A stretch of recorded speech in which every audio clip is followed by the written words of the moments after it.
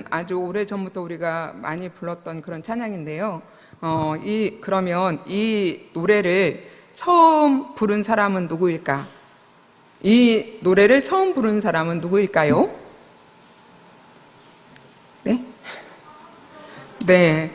네, 제가 오늘 이렇게 우리가 함께 나누고 싶은 말씀이 하박국이기 때문에 답은 이제 하박국 선지자로 나와야 되는 거고요. 하박국 선지자가 이 노래를 처음 불렀습니다.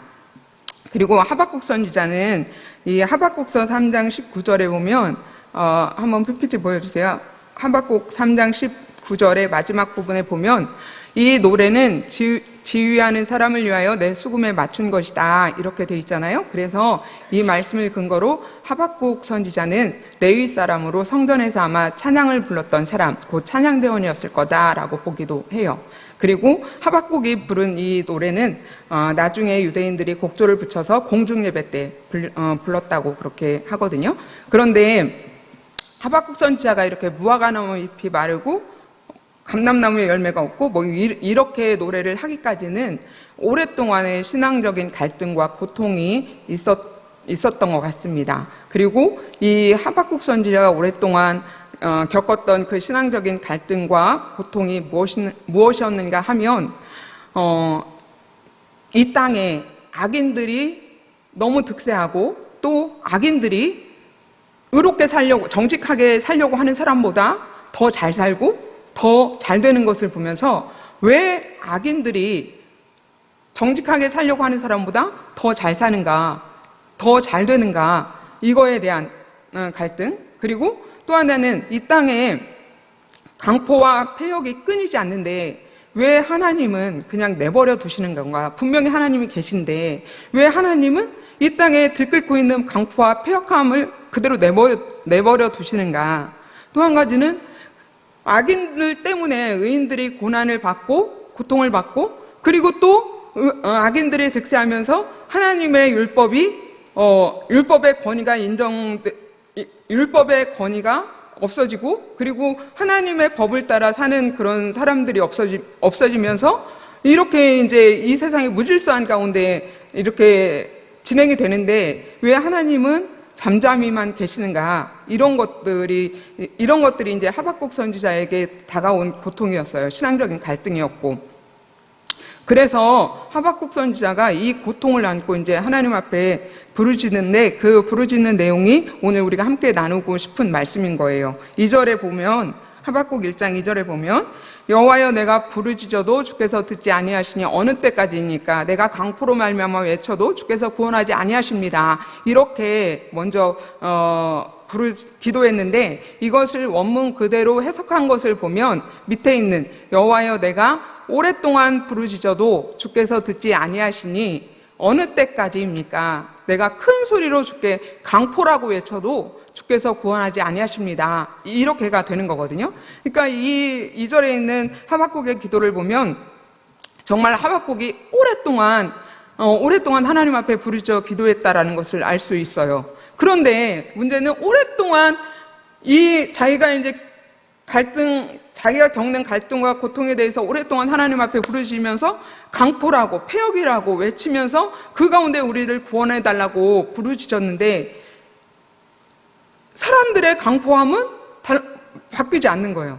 계속해서 강포함은 여전히 있고 또 정말 이 사회가 하나님만 오랫동안 부르짖었음에도 불구하고 하나님이 아무 일도 하시지 않고 내 기도를 들으시는가 이렇게 이제 의문을 가질 정도로 그렇게 잠잠히만 계시는 거예요. 그러니까 하박국 선지자가 그거에 대해서 너무나 이제 답답한 마음을 가진 거죠. 그래서 하나님 어느 때까지 내가 이 강포로 인하여 이 폐역으로 인하여 부르짖어야 합니까? 하나님 어느 때에야 하나님의 구원을 우리가 볼 수 있습니까? 이렇게 이제 외치는 거예요. 그리고 계속해서 하박국 1장 3절에 보면 어찌하여 내게 죄악을 보게 하시며 폐역을 눈으로 보게 하십니까? 겁탈과 강포가 내 앞에 있고 변론과 분쟁이 일어났습니다. 이렇게 말합니다. 그리고 이어서 1장 4절에 보면 이러므로 율법이 해이하고 정의가 전혀 실행되지 못하오니 이는 악인이 의인을 에워쌌으므로 정의가 굳게 행하여 짐이니이다. 이렇게 기도하는데 이렇게 기도하는 하박국의 기도를 보면 하박국이 살고 있던 그 시대의 죄악이 그 시대가 얼마나 악했는지를 우리가 이제 가늠해 볼 수 있는 거죠. 근데 이제 하박국은 남쪽 유다에 살고 있었거든요. 그리고 이제 하박국이 살고 있었을 때는 북쪽 이스라엘은 이미 아수르에 의해서 멸망을 당했고, 북이스라엘을 멸망시킨 아수르도 바벨론에 의해서 멸망을 당한 상태에 있었습니다. 그리고 이제 그때 하박국이 이러한 기도를 할 때에 남유다를 다스리고 있었던 왕은 여호야김이라고 하는데요. 물론 이제 여호야김 전에 그 유대 사회의 신앙을 대대적으로 개혁했던 요시야 왕 때도 하박국 선지자가 있었던 것으로 보입니다. 그래서 하박국 선지자는 그 요시야 왕이 대대적으로 신앙을 개혁했던 그런 것들을 이제 경험을 했는데, 그런데 이제 너무 아쉽게도 요시야 왕이 이제 전쟁에서 무기토 전투에서 전사를 하잖아요. 그러니까 이제 그걸 보고도 그리고 나서 그 이후에 이제 왕들이 세워지는데, 여호아하스는 애굽 왕의 3개월밖에 통치를 못하고 애굽 왕에 의해서 이렇게 물러나게 되고, 그리고 또 그 다음에 세워지는 왕이 여호야김인데, 일단 하박국 선지자는 왜 그 선한 왕 요시야가 그렇게 허무하게 죽어야 되는가, 이런 거에 대해서도 굉장히 마음으로 힘들었던 것 같아요. 그리고 이제 자기가 이 기도를 했던 여호야김 시대는, 여호야김에 대해서는 이제 하나님이 성경에 보면 뭐라고 했냐면, 역대하 36장 5절에 보여주세요. 여호야김이 왕위에 오를 때 나이가 25세라 예루살렘에서 11년 동안 다스리며 그의 하나님 여호와 보시기에 악을 행했더라. 이렇게 이제 성경이 여호야김을 평가를 하는 거예요. 여호야김은 하나님 보시기에 악한 왕이었다. 그리고 또 이어서 이제 8절에 보면요, 여호야김의 남은 사적과 그가 행한 모든 가증한 일들과 그에게 발견된 악행이 이스라엘과 유다 11개에 기록되었다. 이렇게 말을 하거든요. 그러니까 우리가 이제 상상하기는 어렵지만 여호야김이 엄청난 이제 악한 왕이었고 가증한 일들도 행하고 그런 왕이었던 거죠. 그러니까 이렇게 폐역하고 악한 통치자로 인해서 그 시대에 공의와 정의가 이제 이미 사라져버린 상태였고, 또 힘있고 권력을 가진 자들은 힘없고 무지한 자들을 압제하고 괴롭혔던 그런 때, 뿐만 아니라 이제 전도서 8장 11절에 보면 악한 일에 관한 징벌이 속히 실행되지 않기 때문에 인생들이 악을 행하는데 마음이 담대하도다, 이렇게 말씀을 하잖아요. 이 말씀 그대로 악한 사람들이 악을 막 빈번히 행하는데도 벌을 받지 않으니까 악을 행하는 일에 담대해진 거예요. 그리고 죄를 지어도 그 죄에 대해서 대가를 치르지 않으니까 하나님의 율법을 이제 무시하고 모든 질서를 이제 짓밟아버리는 그런 사유가 된 겁니다. 그래서 불법과 불의와 강포와 변론과 분쟁이 끊임없이 일어나고 악인들이 득세해서 의인들이 진리와 공의를 말하지 못하게 막아버렸습니다.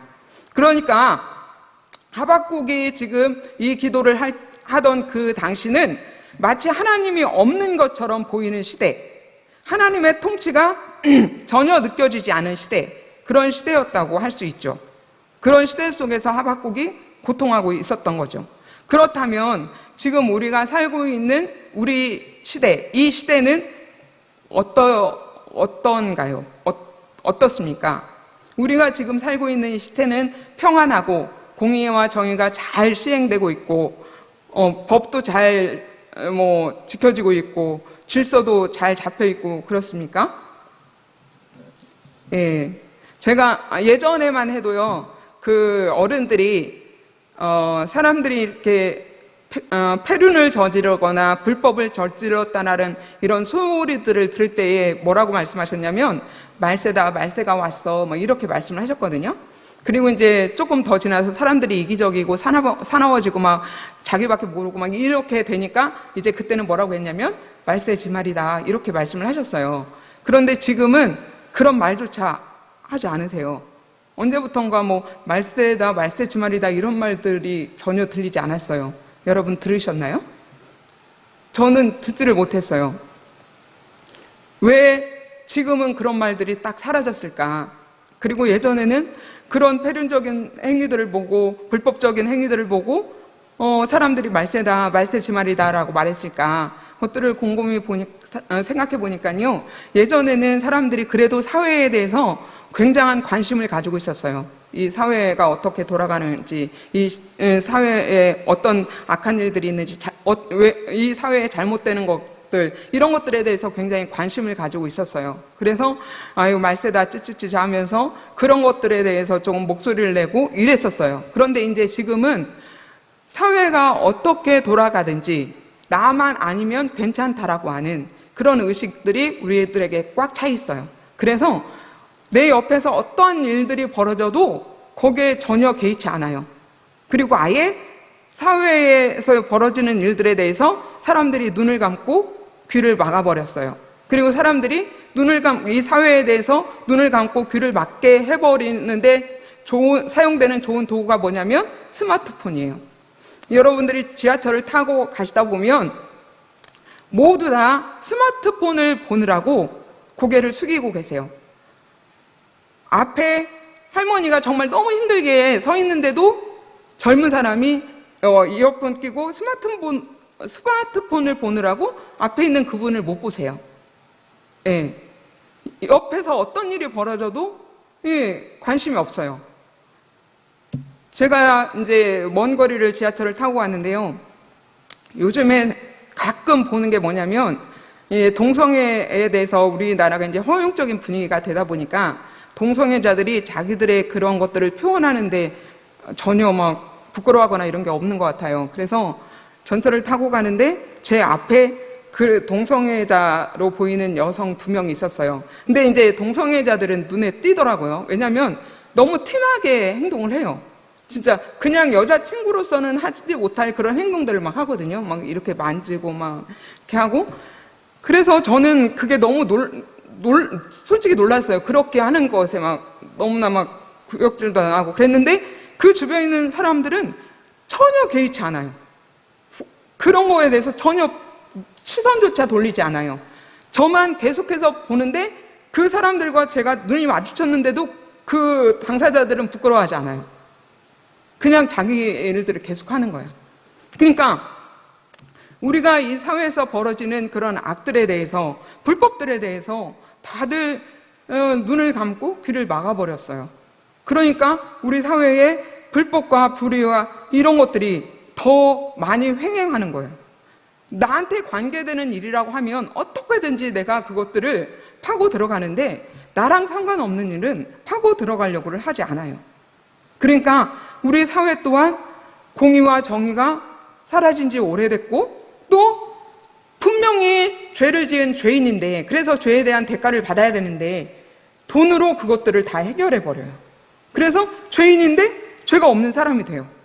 죄가 없는데 돈이 없다라는 이유로 죄인이 돼 버려요. 그러니까 이거를 이제 유전무죄, 그거 맞나요? 유전무죄, 지금 무전유죄 뭐 이런 말도 있잖아요. 그렇게 돼 버려요. 그러니까 지금 우리나라에서 하나님의 창조주를 거스르면서 아주 사회의 기초적인 가정조차 무너지려고 하는 동성애나 동성혼을 조장하고 있고, 이런 것들을 법으로 만들려고 하는데도 이런 것들에 대해서 사람들이 관심이 없어요. 무감각해져 있는 그런 시대에 우리가 지금 살고 있는 거죠. 그리고 이제 하나님이 주신 생명들이 가장 안전하게 있어야 되는 엄마 뱃속에서 죽임을 당하고 있는데 그거에 대해서 아무도 죄의식을 느끼지 않아요. 아무도 애통해하지 않아요. 태중에 있는 아기만 억울한 죽음을 계속 당하고 있는 거예요. 그러면서 저출산이라고 출산을 장려한다고 다른 정책에는 힘을 많이 쓰고 있죠. 이렇게 우리 사회가요, 강포하고 폐역하고 불법과 불의가 난무하고, 그리고 공의와 정의가 전혀 실행되지 않고 있고, 이런 시대 속에 우리도 살고 있어요. 그러면 우리는 이런 시대 속에서 우리가 할 수 있는 일이 뭘까? 우리가 해야만 하는 일이 뭘까? 이것들을 한번 생각해 봤으면 좋겠어요. 우리가 할 수 있는 일이 뭘까? 이런 악하고 폐역한 이 시대 가운데에서 우리가 할 수 있는 일이 뭘까? 우리가 할 수 있는 일은 없을까? 라는 거죠. 이런 시대 가운데 우리가 할 수 있는 일이 뭘까요? 우리가 해야만 하는 일이 뭘까요? 하박국 선지자는 그 시대의 강포와 폐역으로 인해서 하나님 앞에 부르짖었습니다. 하나님, 어느 때까지입니까? 왜 악인들을 내버려 두십니까? 왜 악인들이 득세해서 의인들이 말하지 못하게 막아버렸는데 그 상황을 보고만 계십니까? 이러고 자기의 고통을 하나님 앞에 그대로 토로했습니다. 우리가 지금 해야 되는 일은 바로 이러한 하박국처럼 하나님께 이 시대의 사회 악에 대해서 부르짖고 우리의 고통에 대해서 하나님 앞에 호소하는 것, 이것이 우리가 해야 될 거라고 생각을 합니다. 그리고 우리가 이 세상과 나라와 열 왕들을 다스리시는 하나님의 선하신 역사가 이 땅에 속히 나타나기를 위해서 우리가 기도해야 된다고 생각을 합니다. 하나님께서는 이렇게 오랫동안 하나님 앞에 그 시대의 강포와 폐역을 위해서 부르짖는 하박국에게 마침내 응답하셨는데요. 에레미야 33장 3절에 있는 말씀, 너는 내게 부르짖으라 내가 내게 응답하겠고 내가 알지 못하는 크고 은밀한 일을 너에게 보이리라, 이렇게 말씀하신 대로 하박국 선지자의 부르짖음에 하나님이 응답하셨고 하박국이 알지 못하는 은밀한 일을, 하나님이 뜻하신 일을 하박국 선지자에게 말씀하셨습니다. 어떻게 말씀하셨는지 하박국 1장 6절과 7절의 말씀을 한번 보겠습니다. 함께 읽어보겠습니다. 보라, 내가 사납고 성읍한 백성 곧 땅이 넓은 곳으로 다니며 자기의 소유가 아닌 거처들을 점령하는 갈대아 사람을 일으켰나니 그들은 두렵고 무서우며 당당함과 위엄이 자기들에게서 나오며, 하나님께서 하박국에게 뭐라고 말씀을 하셨냐면, 내가 갈대아 사람을 일으켜서, 갈대아 사람은 바벨론을 말하거든요. 바벨론을 일으켜서 유다 백성들의 죄를 심판하겠다고 말씀을 하시는 거예요. 내가 바벨론을 일으켜서.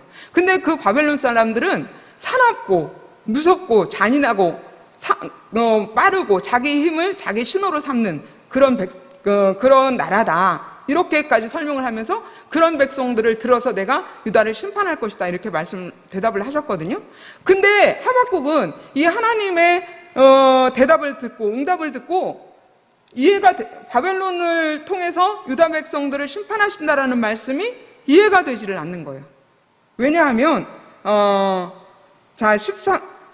그래서 하나님 앞에 왜 바벨론을 들어서 유다를 심판하는 것이 도저히 이해가 되지 않냐면, 바벨론은 유다보다 더 악한 민족이며 나라였기 때문이에요.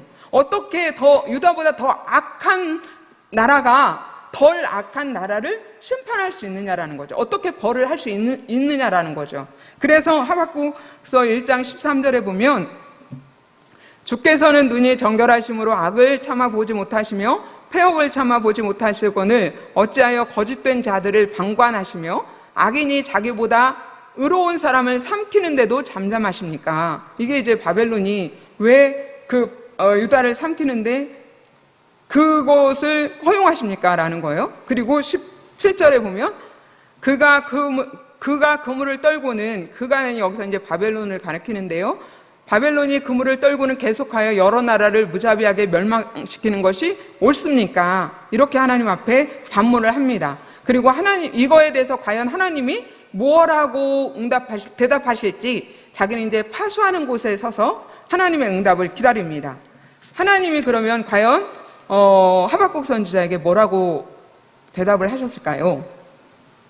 뭐라고 대답하셨냐면 2장 2절과 3절에 보면, 여호와께서 내게 대답하여 이르시되 너는 이 묵시를 기록하여 판에 명백히 새기되 달려가면서도 읽을 수 있게 하라. 이 묵시는 정한 때가 있나니 그 종말이 속히 이르겠고 결코 거짓되지 아니하리라. 비록 더딜지라도 기다리라. 지체되지 않고 반드시 응하리라. 이렇게 말씀하시고 유다를 심판한 바벨론도 하나님께서 멸하실 것이다, 이렇게 말씀을 하시거든요.